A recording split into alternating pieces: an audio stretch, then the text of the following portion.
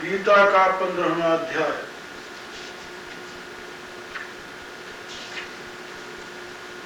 शरीरं यद अवाप्नोति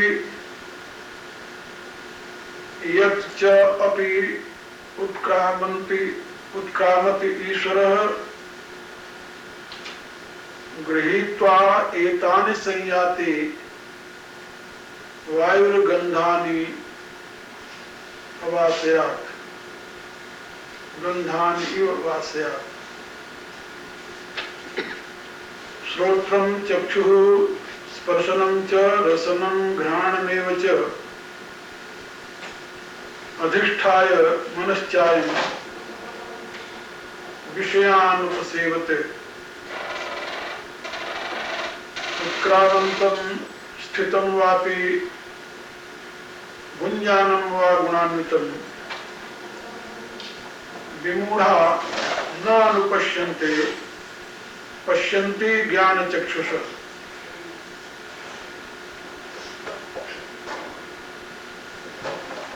इन श्लोकों में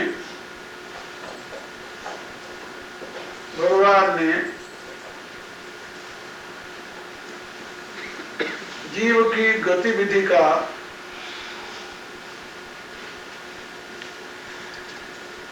तात्विक विवेचन प्रस्तुत किया है।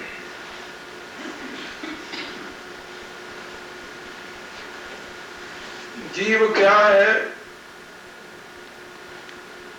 जीव कैसे शरीर में रहता है, किस प्रकार से वह शरीर में रहते हुए विषयों का ग्रहण करता है और किस प्रकार से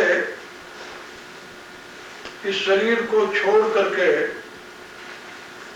वह दूसरे शरीर को प्राप्त करता है, ये जीव की कहानी इन श्लोकों में प्रभु ने बताई।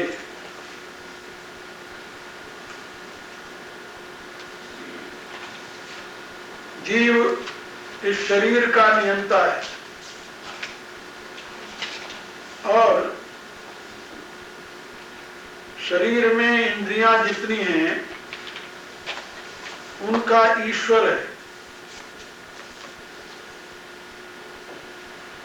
यहाँ एक बात आप लोग याद रखें, जीव एक संज्ञा है जो अभिव्यक्त चेतन के लिए प्रयुक्त होती है। चेतन जहां भी अभिव्यक्त होगा वह सीमा में ही होगा। ये पहले मैं समझा चुका हूं। जीव की अभिव्यक्ति कभी भी अथवा चेतन की अभिव्यक्ति कभी भी असीम रूप में नहीं हो सकती, सीमा में ही होगी। जिसे हम ईश्वर कहते हैं वह भी असीम तत्व नहीं है, वह भी सीमित तत्व है। जैसे इस शरीर का ईश्वर इस शरीर में स्थित इंद्रियों का स्वामी, उनका नियंता, उनका प्रयोक्ता होता है, ऐसे इस ब्रह्मांड का ईश्वर, इस ब्रह्मांड का स्वामी, इस ब्रह्मांड का नियंता, इस ब्रह्मांड का प्रयोक्ता है। लेकिन ब्रह्मांड भी सीमित है। इस ब्रह्मांड को हम असीम नहीं कह सकते। असीम ब्रह्मांड को इसलिए कहते हैं कि इसकी सीमा का हमें बोध नहीं है। लेकिन यह दृष्टम तन्नष्टम, ये ऋषियों की घोषणा है। जो कुछ दृश्य है वह नष्ट होता है। जातस्य ही ध्रुवम मृत्यु, ये भगवान की घोषणा है। जो उत्पन्न हुआ है वह एक दिन विनाश को प्राप्त होगा। ये ब्रह्मांड उत्पन्न हुआ है, इसलिए इस ब्रह्मांड का विनाश भी एक दिन आवश्यक है, अवश्यंभावी है। अब ब्रह्मांड कब उत्पन्न हुआ ये अपन नहीं जानते, कब विनाश को प्राप्त होगा ये भी अपन नहीं जानते, लेकिन ऋषियों ने इसकी उत्पत्ति और विनाश की कहानी लिखी है और इसका समय भी उन्होंने निर्धारित किया है कि ये ब्रह्मांड कब पैदा हुआ, इसकी कहानी उन्होंने बताई है, तिथि बताई है और कितनी इसकी आयु है ये भी उन्होंने निश्चित बताया। महानारायण उपनिषद में और कई अन्य पुराणों में भी इसका समुचित वर्णन प्राप्त होता है।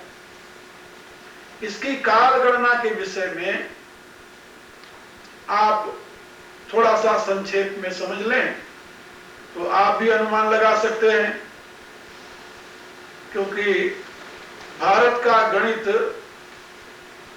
बहुत ही सूक्ष्मतम अवस्था को पहुंचा हुआ था और ऋषियों ने इस ब्रह्मांड की आयु तक की गणना करके हमें बताया।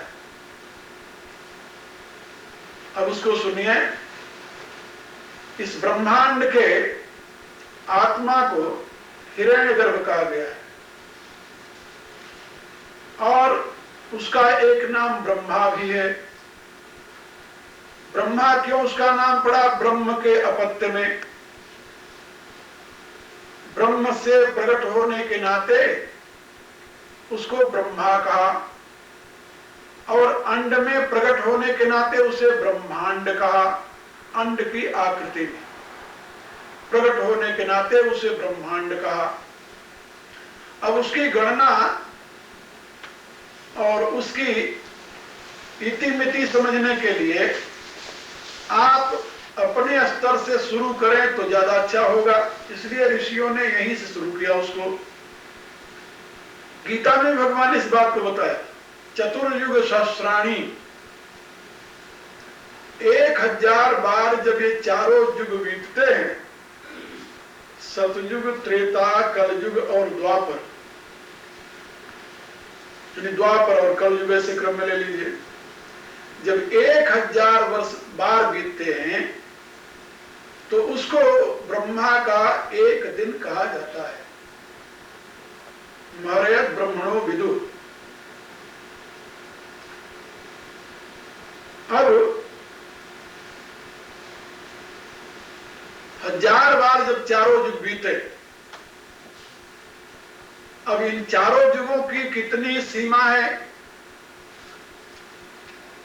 तो इसके लिए बताया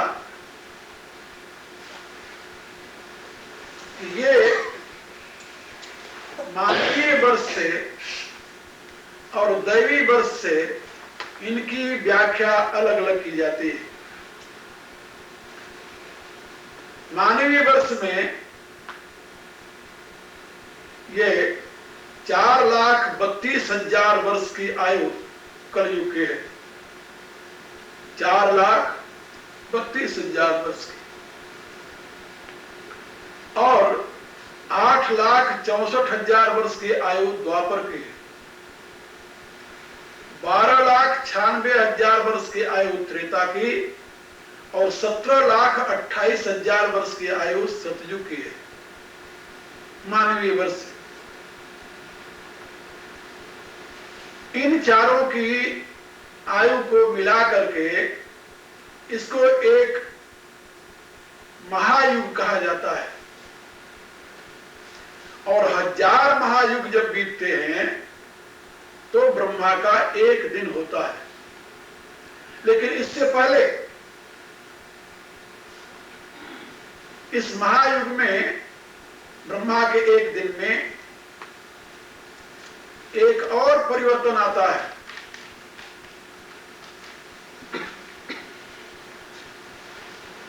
वह परिवर्तन है, जैसे चारों इन युग बीतने पर एक महायुग होता है, ऐसे 71 महायुग बीतने पर एक मनवंतर होता है।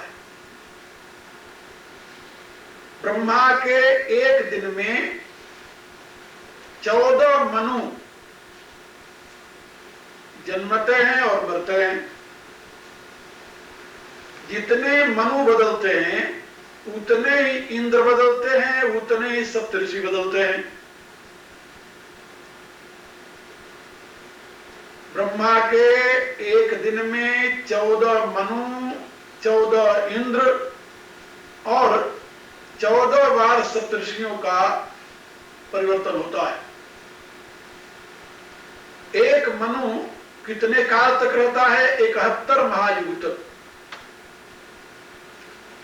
इस हिसाब से 14 मनवंतर बीतने पर ब्रह्मा का एक दिन पूरा होता है। और इतनी बड़ी ब्रह्मा की रात्रि होती है और उसके पश्चात उस रात्रि और दिन के योग को मिला करके ब्रह्मा 365 दिनों का ब्रह्मा का एक वर्ष होता है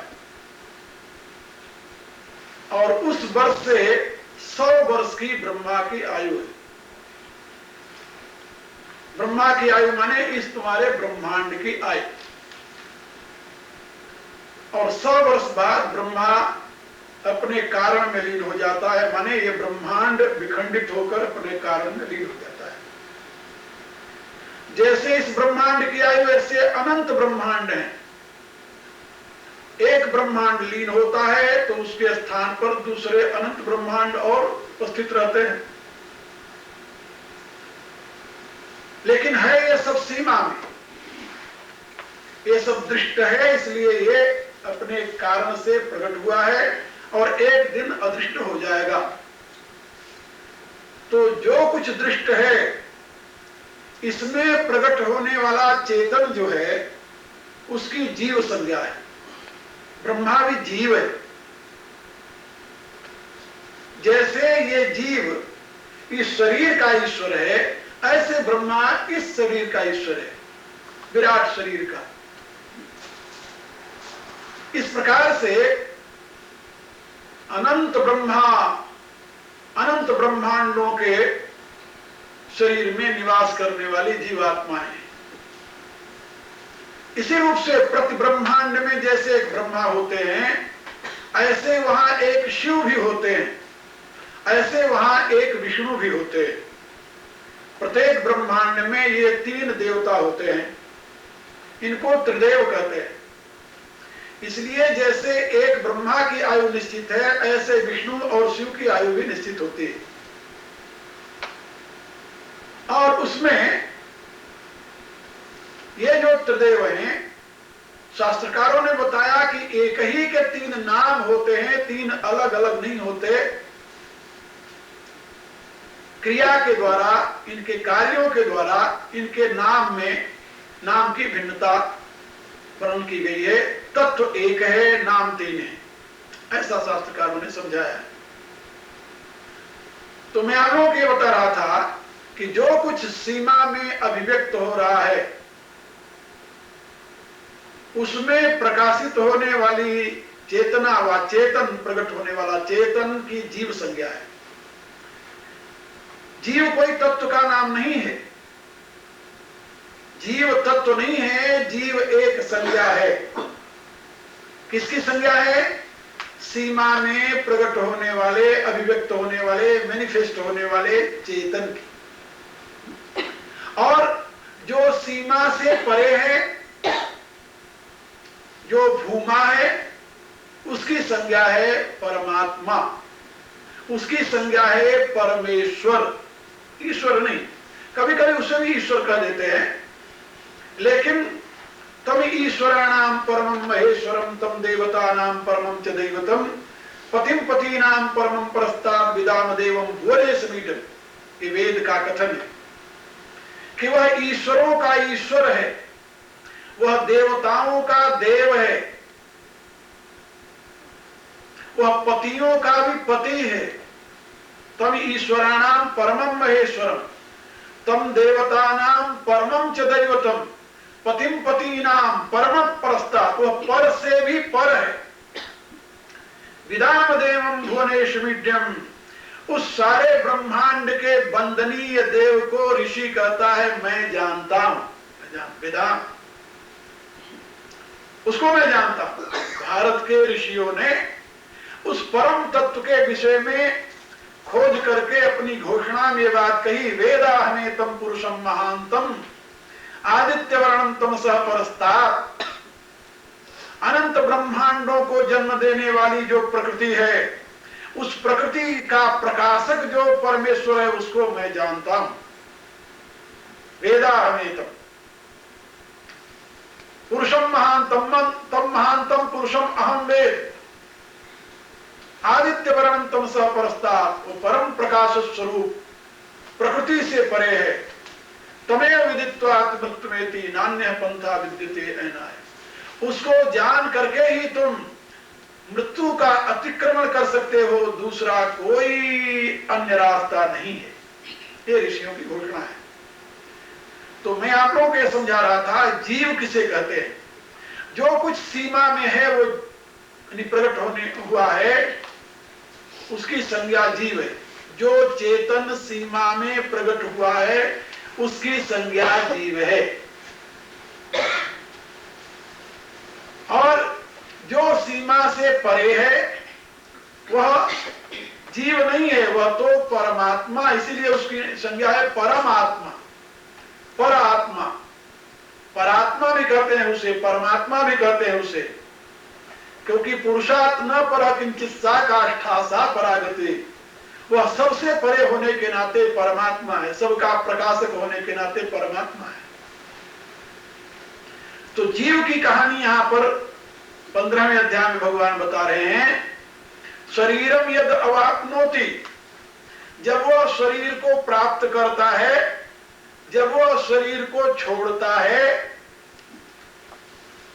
अतिक्रमण करता है, तो वह ईश्वर इस शरीर से मन सहित 5 ज्ञान इंद्रियों को लेकर के दूसरे शरीर को प्राप्त करता है, दूसरे शरीर में जाता है। कैसे? जैसे वायु उसके मूल स्थान से, उसके आशय से गंध को खींच करके अपने साथ ले जाती है, इसी प्रकार से वायु गंधानी अवास्या।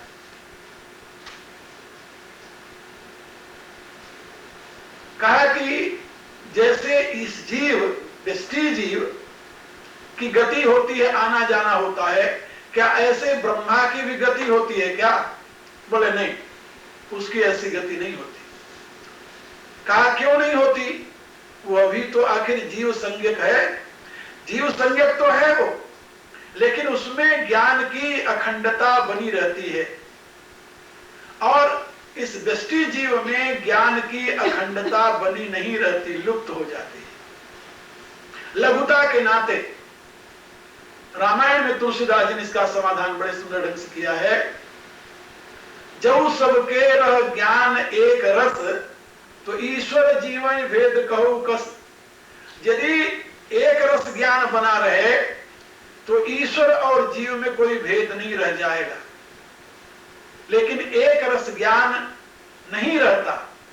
इसलिए ये जीव, यह भी है ईश्वर, ईश्वर संज्ञा इसकी भी है, लेकिन ये लिमिटेड शरीर का ईश्वर है, केवल मन सहित 5 ज्ञान इंद्रियों का ईश्वर है, और वो इस सारे ब्रह्मांड का ईश्वर है।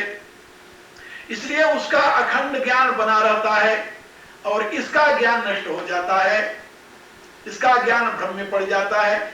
लेकिन शास्त्रकारों ने बताया कि जो क्रम मुक्ति को प्राप्त करने वाली आत्माएं हैं, वे अपने पुण्य कर्मों से तत्व ज्ञान के प्रकाश में योगाभ्यास के द्वारा इस शरीर का त्याग करके वो ब्रह्मलोक को प्राप्त हो जाते हैं। और ब्रह्मलोक में जाकर के वो ब्रह्मा के समय तक, ब्रह्मा की आयु पर्यंत ब्रह्मलोक में निवास करती है, वो इस मृतलोक में नहीं आती। ब्रह्मा की आयु पर्यंत ब्रह्मलोक में निवास करती हैं, और जब ब्रह्मा का पर ब्रह्म में विलय होता है, उस समय वो भी उनके साथ है, उसमें विलीन हो जाती है। उसको कहते हैं क्रम मुक्ति। उपनिषदों में उसे क्रम मुक्ति कहा गया है। तो यहां पर ये जो कहानी है वो उस जीव की कहानी नहीं है जो ईश्वर संज्ञा को प्राप्त है। ये इस जीव की कहानी है, क्योंकि मनुष्य लोके, इससे पूर्व के श्लोक में आया था, कर्मानुबंधीनि मनुष्य लोके, और यहां पर ममैवांशो जीव लोके जीवभूत सनातन, तो यहां पर जीव लोक की बात भगवान कर रहे हैं, तो मनुष्य लोक की बात कर रहे हैं। तो मनुष्य शरीर में रहने वाली जो चेतन है, आत्मा है ये भी ईश्वर, लेकिन ये इस सीमित शरीर का ईश्वर है, और इसमें से वह मन सहित पांचों ज्ञान इंद्रियों को लेकर के दूसरे नए शरीर को प्राप्त कर लेती है, उसमें प्रवेश कर जाती है। अब किन किन इंद्रियों को लेकर जाती है, और लेकर जाती है तो करती क्या है, उससे आगे के श्लोक में भगवान समझा रहे हैं। श्रोत्रम चक्षुः स्पर्शनम च रसनम घ्राणम एवच, कान,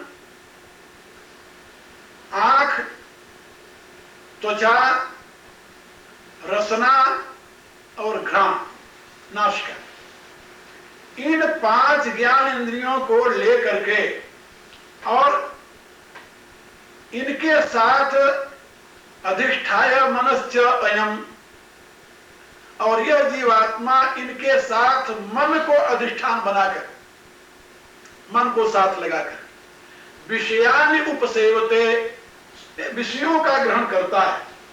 बाहर के जो ऑब्जेक्ट हैं, बाहर के जो तत्व हैं, उनका अनुभव करता है। उपसेवते माने अनुभूयते, उपसेवते माने अनुभूयते, उनका अनुभव करता है, क्योंकि इन यंत्रों की जरूरत पड़ती है। मन इसमें सबका राजा है, मन प्रधान है। मन के द्वारा ही, मन को श्रवण के साथ लगा दे तो शब्द का सेवन करने लगेगा, अनुभव करने लगेगा। मन को आंख के साथ लगा दे तो रूप का अनुभव करने लगेगा। मन को यदि जीवा के साथ लगा दे तो रस का अनुभव करने लगेगा। मन को ही नासिका के साथ लगावे तो गंध का अनुभव करने लगेगा। मन को त्वचा के साथ लगावे तो स्पर्श का अनुभव करने लगेगा। जब तक मन इनके साथ नहीं होगा तो अनुभव नहीं कर सकता। कभी कभी क्या होता है कि 5 ज्ञान इंद्रियां रहती हैं, लेकिन मन इनके साथ नहीं रहता, इन 5 में से किसी के साथ नहीं रहता, और आदमी शांत बैठा हुआ है तो उसको न तो शब्द का ज्ञान होता है, न रूप का ज्ञान होता है, न गंध का ज्ञान होता है, न स्पर्श का ज्ञान होता है, किसी का भी ज्ञान नहीं होता। मन कहीं और लगा हुआ है, तो मन कहीं और लग जाए, इन 5 विषयों में न लगे, या मन इन 5 में किसी में एक लगा होगा तो 4 का बोध नहीं होगा। एक कहानी मैंने पढ़ी थी। एक बार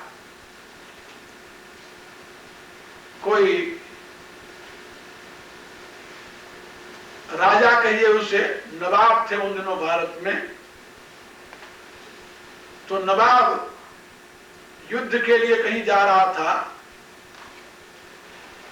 जंगल में उसने अपना पड़ाव डाला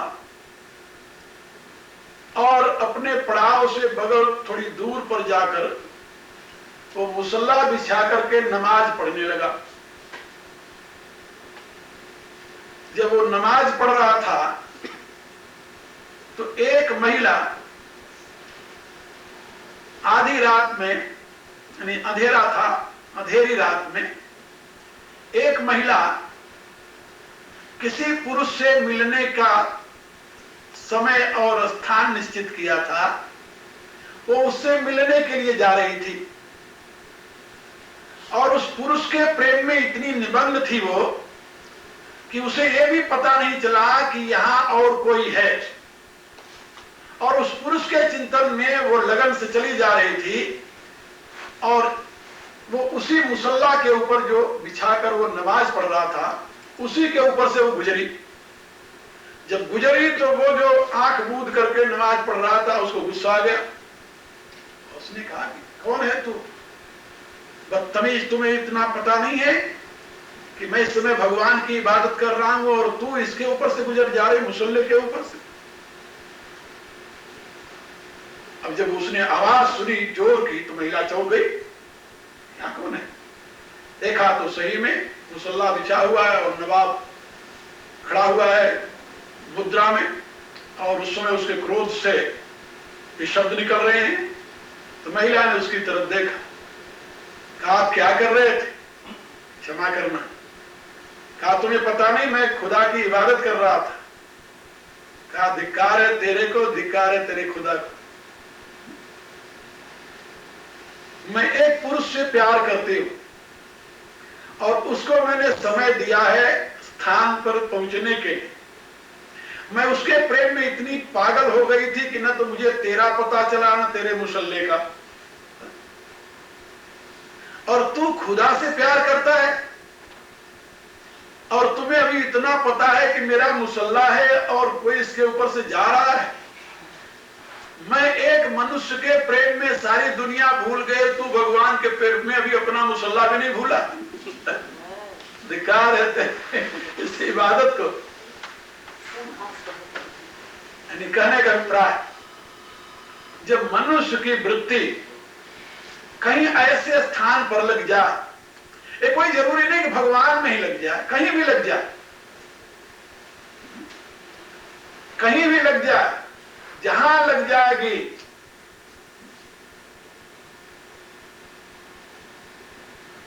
एक शायर ने लिखा है, मैं वो बंदा हूं कि बहरे बंदगी, जिस जगह सर को झुका दूंगा खुदा आ जाएगा।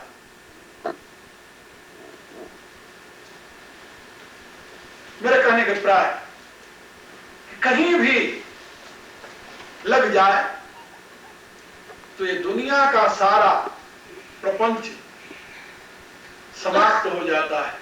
प्रपंच तो इंद्रियों के माध्यम से, इसीलिए इसका नाम है प्रपंच।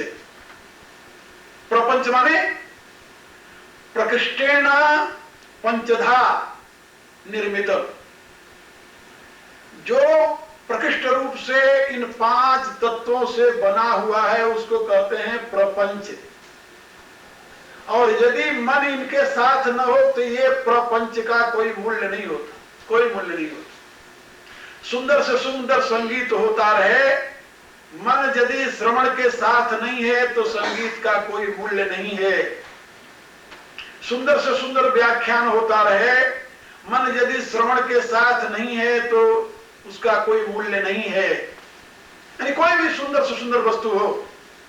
इसीलिए भगवान यहां पर बता, अधिष्ठाय मनश्च अयम, अयम जीव आत्मा, यह जीव मन को अधिष्ठान बनाकर, इन 5 इंद्रियों के साथ मन को अधिष्ठान बनाकर जिसके साथ मन को लगा देता है, उस इंद्रिय के विषय को विषयान उपसेवते माने अनुभूयते, उस विषय का अनुभव करता है। किस विषय का अनुभव करता है? जिसके साथ मन होता है। मन को जोड़ने वाला कौन है? ईश्वर। ये ईश्वर किसका है? मन का। ये मन का ईश्वर जो ऊपर आया, यत् च उत्क्रामति ईश्वर, ये ईश्वर जो है ये मन का ईश्वर है, ये इंद्रियों का ईश्वर है, मन का नियंता है। मन को इंद्रियों के साथ लगाकर, इंद्रियां तो बहुत आगे हैं, इसके नजदीक क्या है? कहा मन, और मन भी नजदीक नहीं है, लेकिन मन को अंतःकरण का प्रतिनिधि स्वीकार करके मन को निकट बताया है। वैसे तो इस चेतन के निकट बुद्धि है, चैतन्य के द्वारा प्रकाशित होती है बुद्धि, और बुद्धि में जो प्रकट होता है अहम, वो अहम ही तो जीव भाव को प्राप्त हुआ चेतन कहा जाता है। बुद्धि में प्रकाशित होने मात्र से चेतन जीव नहीं बन जाता। एक ये भी रहस्य की बात समझो आपको। बुद्धि में प्रकाशित होने मात्र से चेतन जीव संज्ञा को प्राप्त नहीं होता जब तक कि उसमें अहम की स्फूर्ति न हो, क्योंकि बुद्धि गत चेतन जो है वह अहम शून्य भी हो सकता है।